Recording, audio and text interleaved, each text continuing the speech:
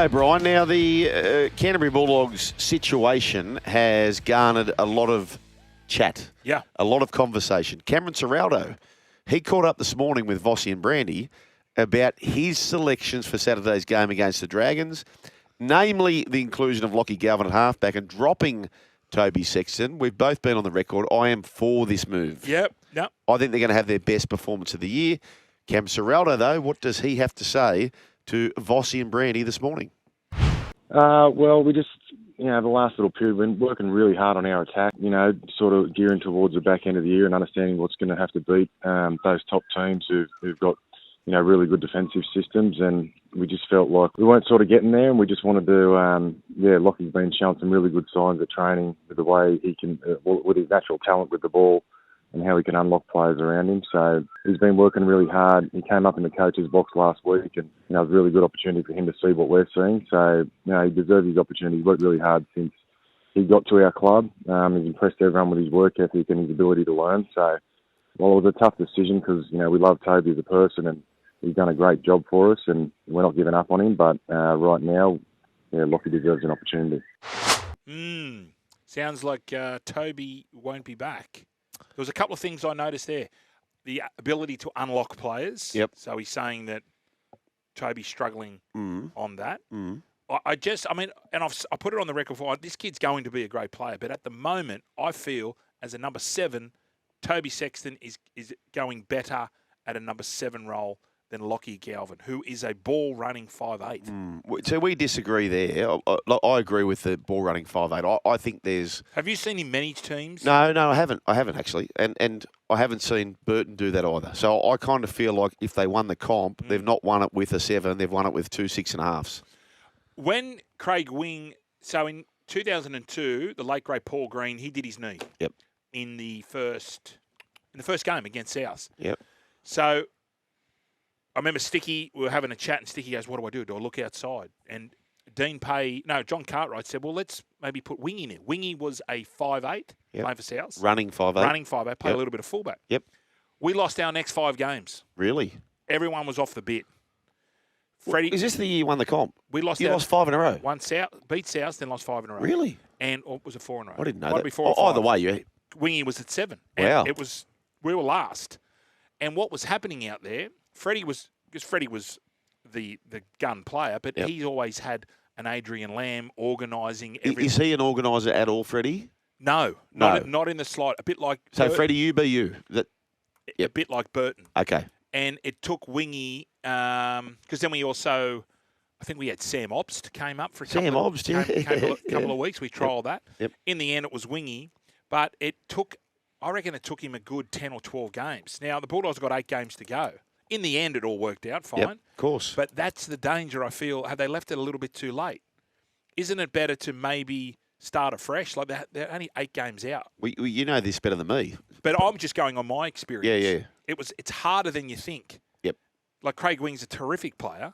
Brad Fittler's obviously a terrific player, but it took him a little while to get going together. Do the Bulldogs have that time?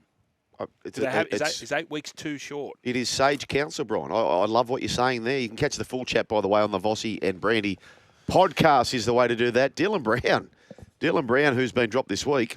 Brooksy was talking in the break, and I quite like where he's going. We have State of Origin, and then there's a half sort of round after that where will they back up, won't they? And then there's the next round where the competition is now full steam ahead to the finals. Yep. Brooksy was kind of saying, which we are now at the 16th of July. It's only a few weeks, but he was saying, is June 30 just a tad too early, do you think? What is your reasoning behind that? You're saying after Origin? Post-Origin, have the deadline a week after that. So let's say Tuesday of this week, it would have been at lunchtime.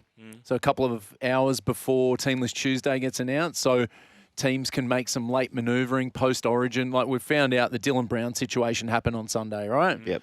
Where he was dropped. That's an opportunity for Dylan Brown to maybe go up to the Knights early. But he was offered that prior to June 30. He knocked it back. Why is he going to do it? But he now? wasn't dropped back then. But he knew the writing was on the wall. Well, there could have been some writing on the wall, but not in pen. But when a coach comes to you and say, hey, listen, Dylan, we're willing to. There's a wall that I'm riding. Yeah, we're willing to let you go now. Isn't that the writing on the wall? I guess so, but Origin injuries can happen too, and it's just an opportunity. I know not many happen this year, but it's an opportunity to post-Origin, have a look at your roster. June 30, you're right in the middle of this 8 weeks that really decimates the competition. Yeah. Do it after the Origin when everyone can regroup and work out what they're playing with. Yeah. Well, I don't hate it. I don't hate it. The only thing is, if you're playing Origin and an Origin player goes out, like that's a huge loss. Who's going to be available to replace that? Or you're saying it's a bit of a stopgap, a band-aid, if you like. Band-aid on the top 30. But yeah, I thought that with Dylan Brown too. Like I wasn't too privy to the fact that was probably the conversation that Royals had with Brown, but I think it seems like a better date to have post-Origin, like not just for this year, but years going forward, particularly with other teams. Like if they want to get a junior that might be up for grabs too for Dylan Brown, that might happen. It might, like the Knights might have been in a better position, right? Like, let's say another team happens to 2 other teams. Like it could be something that sways the competition. And the Tavita Pangai Jr. one was interesting. Like I know we've talked about it before with him going from the Dogs to Penrith. And that was because of COVID, right? It was a bit later in the season, maybe. Yeah, it was like probably an August 1 or something. Yeah, so it's got to sit in between there. It can't be on the August side of June 30. So how many games are you comfortable with before the finals? How many games would you like to see someone play or be eligible to play for a team before? You need to see 6 or 7 weeks. Well, there's 8 games now, and some teams might have 7 games, right, because of buys. Yep. But I think it's the Origins, the line in the sand for me, because there is a lot that can happen. Okay. And then you've got players filling in for Origin stars who might get injured as well. So it's not necessarily losing your stars, it's losing your depth. Some of the teams, the Dolphins have 10 players out at the moment.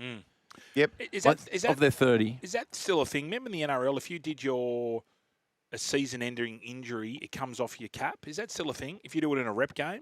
Remember that, Rort? You get a percentage of it. That should happen. But remember that. So if you did your knee, then that comes off the salary cap. Dispensation. Is that still a thing? Well, I don't know, but it should be. It absolutely should be because you haven't even done the injury in your colours. You've been disadvantaged for that player to go and do that. Anyway, let's start with this, folks. It's live on SEN. It is the Battle of Queensland. Dolphins taking on the Cowboys. Suncorp tomorrow night. We're looking forward to that. And it's a big game when it comes to finals aspirations. So kind of the loser of this might be Gonski's. 10 versus 12. Dolphins were sitting quite handsomely there for a while, but all of a sudden they find themselves outside the top 8. People are saying that Isaiah Katoa, his game plan has been cracked. Has it? We'll find out because he's taking on the Wally Lewis medalist, Brian. Tommy didn't. Yeah, he's certainly missing his little 5'8" in Cody Nikorima. Absolutely. Taking a little bit of heat off him.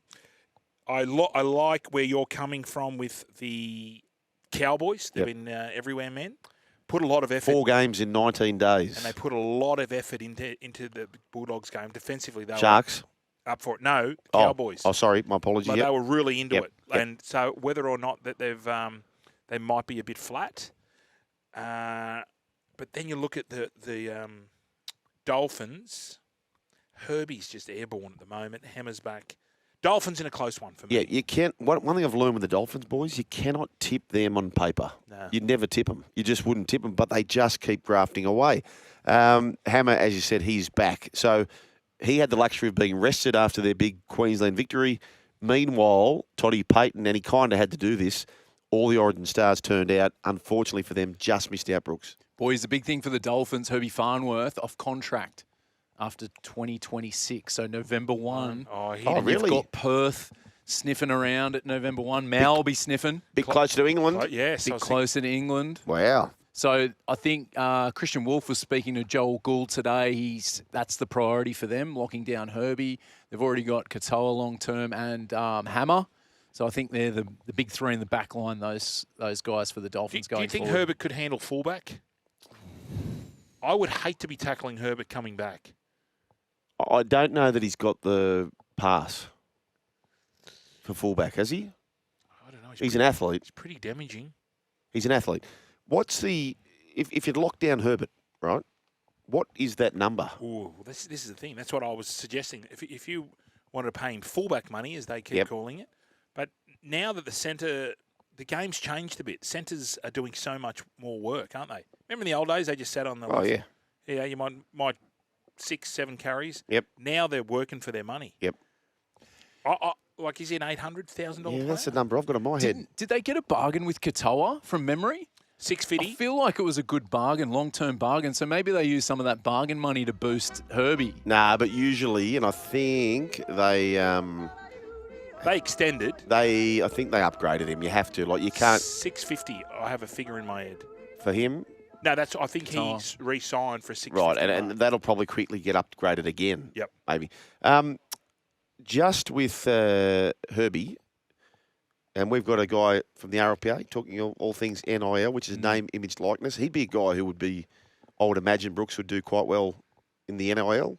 For sure, yeah, he does. I know he does some stuff for budgie smugglers and other companies as well, like being in Brizzy. I'm sure he's got some companies there. But, yeah, it'll be interesting to see when we speak to this gentleman. Like, it's on top of everything in terms of contracts and third parties. So players that have... Isn't nil the name, image, likeness? Yes. Isn't that what a third party is anyway?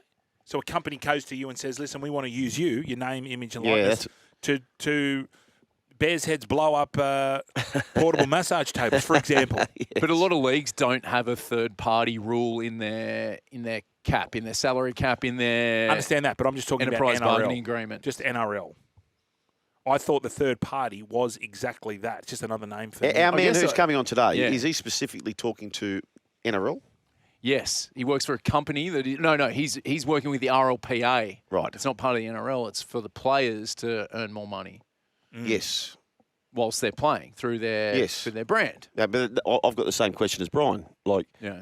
haven't we kind of already got that with the third parties, what he's saying? That's why It might be a bit more around social media, but that's what we're talking to him about because this is a new realm and a lot of leagues like MLB, NFL, FIFA have been the Players Association. You froth US sports. If you could live in the US, would you live... FIFA as well. No, but you froth on the US. Yeah, what is it about the Seppos you like? I don't know. Maybe the Not their 7-game series in the finals. Is it? I don't know. If you Crowds, atmosphere. if you were offered to take citizenship in the US, would you do it? And No. What if I could organise a green card? Brian, would you take Thailand, yes. Would you take 2 less rounds? Would you boys take 2 less rounds 2 less in rounds. lieu of a best of 3 series grand final or no? Oh, There's too many rounds now. That's what I'm saying. No, just 20 games. 19 games. You can't have both. I'm saying if you could reduce the rounds, but you had to have a best of 3 series grand final, would you take that or not? nah, it's too seppo. That Yeah. for Just us. best of, Yep. but bring it forward to 4 o'clock. Can we have a 4 o'clock game? Yeah, okay. Twilight? Yep. 5 maybe? I like that. 5. Because don't forget, daylight saving kicks in. Yeah. The night That before. weekend. Yeah, that weekend. Exactly. 1300 01 1170 is the way to have your say. Big game, Brian. Sharks and the Roosters. Shark Park. You've got Robbo taking on his former apprentice, Craig Fitzgibbon. It's a big game where the only change the Sharkies have come up with, Dan Atkinson will join the bench. Yep. So that's how that's shaping up for them. And not many changes for the Roosters either. And I'll tell you what, their back line, you've got the likes of Tupu, Tedesco, Bobby Toyer, Yep. Billy Smith. There was one change. The Chad comes in. The Chad. Many people that I know are going, why the Chad? I feel it's got to do with his kicking game. 100%. I feel that they learnt their lesson last year. I was speaking about it yesterday. Hugo Savala can turn an average set into a decent set with his long kicking game. Last year they didn't have that. Teams could gang up on the Chooks, and they had the Luke Keary and the Sandon Smith and the Sam Walker. Terrific short game kickers, but they haven't got the big long kick. So Correct. I feel that's why the Chad's in. But the Sharks were good last week. Braden Trindle, he is flying. Yep. Blake Brayley is flying. He's flying. At the moment. They're looking to make him a Shark for life, so that I makes would. sense. I mean, he's a good kid. So what's his number? He's a 700. 700? Yeah. He plays 80 minutes. Yeah. Has he got a kicking game? Never really been needed. I think he can if he needs to. Geez, but if you have a hooker that can kick, geez, they're he's an just so asset. it's a term we say all the time, but he is buttoned up, isn't he? Resilient. Resilient. He's a clean player. Doesn't get injured. No. Beautiful Touch wood. smile. Yep. Thin waist. Thin waist. What a good kid. Panthers and the Rabbitohs, Brian, there's a history between Cleary and Bennett. They will meet again. Panthers looking for a cheeky 6 straight wins on the trot. I think they're going to get it. I actually like what they've done here. It's a risk. but they're coming into this game, no Cleary, no Yo, no Martin. Martin's injured, but Cleary and Yo stepped up immediately after Origin. I like this because if you are to win the comp, it's a long journey in front of you. So, yes, you want to play them, but you've also got to think big picture. I think it's a great play. Can they get it done without them? I think they can. Yeah, they probably can. Defensively, they'll just frustrate the Bunnies. Do you feel that Tallis Duncan will start at centre? Because they've got Ewan Aiken there, who has played a lot of football in the centres. I just find that was strange. Is it a smoky by Wayne? You know what? I didn't think it was, but now you say that, I think maybe yes so. Yeah. Yeah, but probably. Just to possibly. Throw them off the scent, so I would to think speak. so. You're still here? We'll see more on the Joel and Fletch socials and catch us live on SEN Radio. Because if you don't, you're an A grade. But if you do, you're the absolute Mickey.